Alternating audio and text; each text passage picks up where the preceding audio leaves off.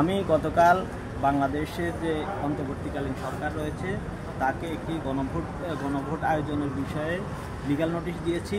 Legal নোটিশের মূল প্রতিপাদ্য বিষয় হচ্ছে বাংলাদেশের রাষ্ট্র পরিচালনার যে মূলনীতিগুলো আছে সংবিধানে, গণতন্ত্র, ধর্মনিরপেক্ষতা, জাতীয়তাবাদ এবং সোশ্যালিজম, সমাজতন্ত্র, আল্লাহর উপর আস্থা ও বিশ্বাস, এই বিষয়গুলো অন্তত রাষ্ট্র পরিচালনার মূল নীতিগুলোর উপরে যদি গণভোট হয় তাহলে জাতীয় ঐকমত্য প্রতিষ্ঠিত হবে।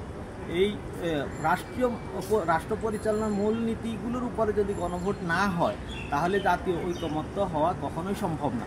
আর যতক্ষণ পর্যন্ত জাতীয় ঐকমত্য তৈরি না হচ্ছে ততক্ষণ পর্যন্ত দেশে যে রক্তপাত, হানাহানি এবং সর্বশেষ জুলাইয়ের যে গণ অভ্যুত্থান, হাজার হাজার মানুষের রক্তের মধ্য দিয়ে গড়ে ওঠা বিপ্লব এবং সেই বিপ্লবের উপর দাঁড়িয়ে বর্তমান সরকার, সেই সরকারের যে সংস্কার প্রচেষ্টা, এই সব কিছুই ব্যর্থ হবে। সুতরাং এগুলোকে সফল করার জন্য, জাতীয় ঐকমত্য তৈরি করার জন্য একটি গণভোট আয়োজন অত্যন্ত গুরুত্বপূর্ণ।